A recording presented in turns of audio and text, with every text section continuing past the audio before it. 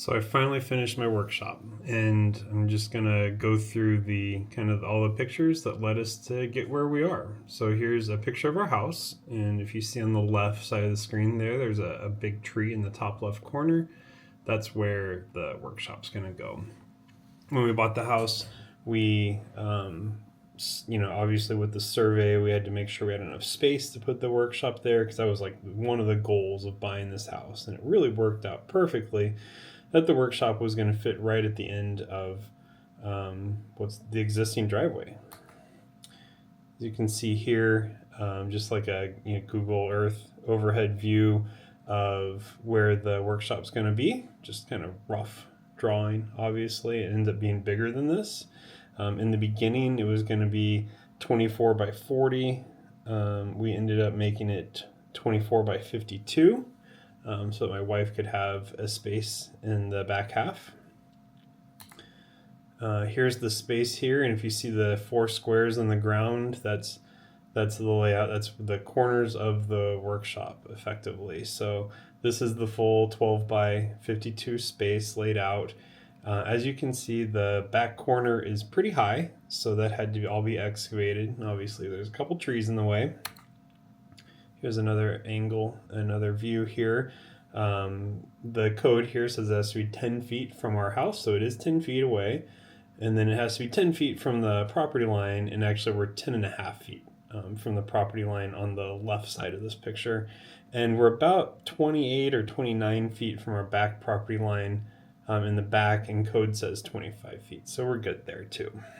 The property line goes 5 feet beyond where the existing fence is. Here's a picture when I cut down the shrubs that were around the AC unit. They need to be cut down anyways, because they're starting to like creep in on the AC unit. Just wasn't a good thing. But also right before we had the tree removed, had to get a permit to get the big tree removed, so we cut it down. And also got a permit for the smaller tree that's directly behind it in this picture. Here's me with the mini excavator I purchased, digging that tree up after I'd already cut it down mostly. Had to dig out the root ball. Here's another picture of that in process. As you can see, the big tree is already gone from this picture. I put up a temporary white vinyl fence. I ended up taking it down. We're going to put that back up now that the workshop's done. Here's some of the mound of dirt. There was just so much stuff, like so much dirt had to be moved. It was kind of crazy. Spent a lot of time with that. You can see my daughter climbing on top of the pile of basically effectively sand only here. Here's an aerial view showing the area that I have excavated out where the retaining wall is going to go. I got quotes to do the retaining wall that were just absolutely insane. So it was actually cheaper for me to buy this excavator and do everything myself. And the only thing I had to pay for was I had to get some of this dirt removed, because there's just so much and I had nowhere to put it. Here's the beginnings of the wall. You can see I've already got the foundation, just the rock foundation in. It had already been inspected for the foundation at this point. So started putting up the wall itself. And another picture, kind of the same. I guess this is a little bit out of order, but this was showing how deep, like sizing of the foundation and just where it was. And it was only required to have a 12-inch foundation. Mine ended up being 24 inches. Just seemed to work out better. A couple other in-process pictures here. It's the first retaining wall I've ever built, like real retaining wall. So I was pretty proud of myself. All permitted and all that good stuff.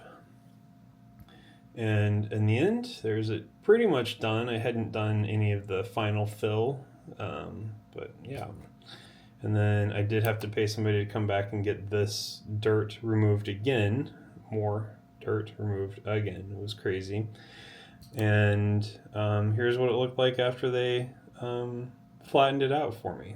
My little excavator, not so great at leveling ground, but it worked out well. And then again, paid somebody when they removed the dirt, had them level it at the same time. Here is the first steps of the concrete pad pour. So they brought in some fill to make it sure it's all level, and it had to be 8 inches above grade. And so they did that. They prepped all that good stuff, and then they poured some concrete. So again, 24 wide by 52 deep here. After they poured the concrete, I guess I hadn't realized that I was going to need to get rid of rainwater from this area. And, you know, I could do gutters, but there would have to be downspouts. So what I ended up doing is getting the excavator in there and digging up a trench, and I put in this, what they call French drain system. So I haven't done it yet, but one of these days we're going to get gutters put on both the house and the workshop, and then all the water will run down this French drain. Here's day one of them bringing parts for the garage. So these are all the walls. It's all the walls, but most of the walls, and then all the trusses are on the second load back there. Here's just some very early pictures of them putting up the walls and stuff. It rained day one, as usual in Florida, of course. Using a crane to put up the roof trusses. If you look closely, you'll see that the trusses are open, so there's 10 feet between those two uprights, and it's almost 6 feet tall at the flat section in the center. So we've got 520 square foot of floor up there, and then an additional 80 or so square feet of usable space between the rafters that we can use for storage. Here's a picture from the inside looking up. And it only took them a few days to put up this whole thing. It was crazy. Like the walls, the ceiling, everything was, or the roof rather, was only a few days. And then the rest of it was just, you know, wrapping it in all the normal exterior stuff. We chose to use a hardy board stucco siding, so it would look as close to our house as possible. So it's nice looking. You can still see some seams even after I've sealed them, but it's not so bad. This is kind of in process, obviously. We bought the windows. We didn't get them through the builder, but we gave them dimensions so that they could install them where we wanted them. Here's obviously in process. Everything's mostly done except for the garage door and some of the trim on the outside. And that's what it looked like when they delivered it to us. I don't think I actually have a picture without the apron, so we paid a separate contractor to come in and do the apron.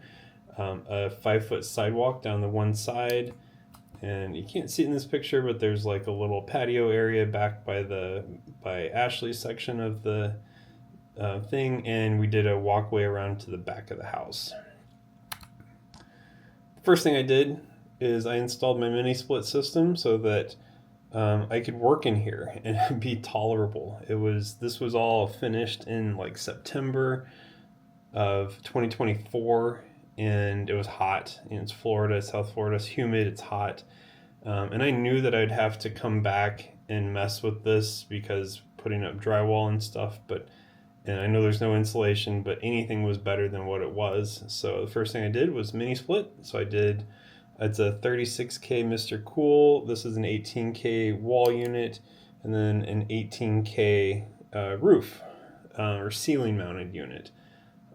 First one of these that I've ever seen in real life, so it was kind of cool. It's nice that it's out of the way. It's not so much of an eyesore on the wall, so that was good. Here's me putting in the attic ladder, what would be a ladder to the attic up there, and delivery of sheetrock and wood, basically. So all sorts of wood to build the dividing area between the back and the front, as well as the closets and that sort of thing, and flooring for the attic.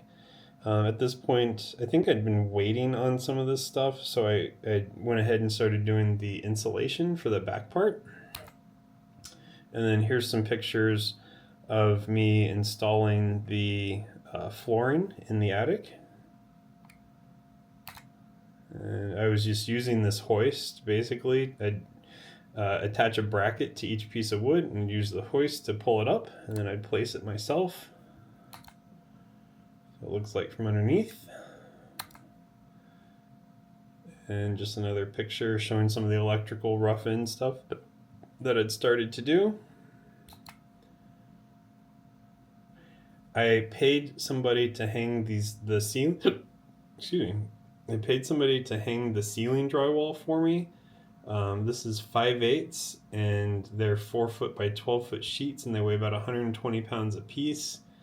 And it's bare minimum a 2-person job. Even with the drywall hoist, like, it was just, they're so heavy, so awkward to move around, so big, and so like lifting it up to even get on the drywall hoist was hard.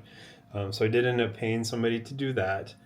They did it in 2 sections, the back section first, and then I came back a few weeks later and did the front section when I was ready.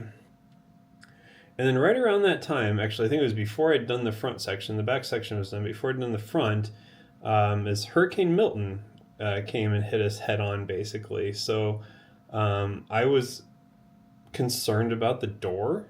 I don't know if I should have been or not. I know people have said, hey, like, garage doors can be weak points, and this is a gigantic garage door. It's 16 by 11. It's well reinforced, but I went ahead and strapped it and put a piece of wood across it, and parked my car inside just to be on the safe side. You can see the bigger windows I had boarded up because of the hurricane. This is like day of or day after, day before, I can't remember exactly, but it was right around that time.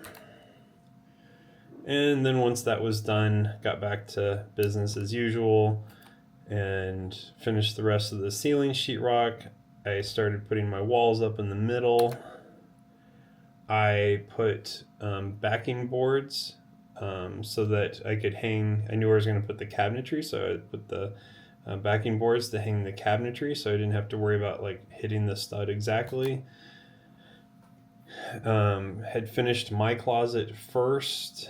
Ashley's closet is on the right there, and then my Cerakote, powder coat, spray room is on the left. It's starting to get framed.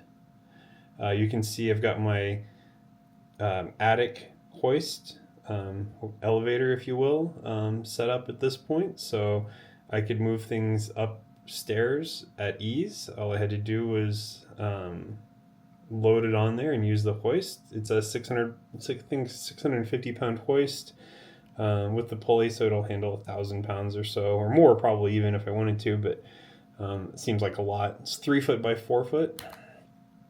Here's an additional picture from inside, just looking forward. You can see I also put some blocking for where I was going to mount the pressure washer and the hose reel. Here's the hoist from up top, so you can see just what it looks like in comparison to the flooring around it. I bought this insulation. It's unfaced. It didn't matter because the house or the building has a vapor barrier already, but it was unfaced, and instead of $48 per roll, Lowe's had it on special for $8 per roll. So I ordered a ton of it and did that for my entire area. I also did that. I'm using it for the ceiling. Super cheap. It was nice. It took a few months to come in, but it worked out perfectly. See, I've got drywall framed around the other rooms at this point. Starting to put drywall up on the walls. Now, I did all of the drywall work myself for the walls because even though they're 12-foot sections, they were 1/2 inch, so a little bit easier to work with and not having to work over my head with them. Mostly drywalled in. And here is, so after the drywall was done, I did pay somebody to come in and texture the entire building. I just don't have the materials, and nor have I ever done it. So I had no idea what I was doing. So they did that for me. And then some paint. I went with a black on the ceiling and a medium gray on the walls.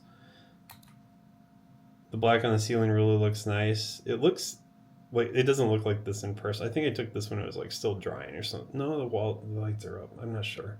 Either way, it doesn't look, it looks normal, like no stripes or anything like that in real life. I think it was just like the way the lights were shining on it or something. Um, but yeah, so it looked so good with the black ceiling. Here I've got my Husky, the heavy duty cabinetry from Home Depot in there, and started to move in some of my electronics and stuff. As you see, I didn't drywall over the electrical panel because I wanted to be able to add things if I need to or access that area. So I just used some wood to trim that out,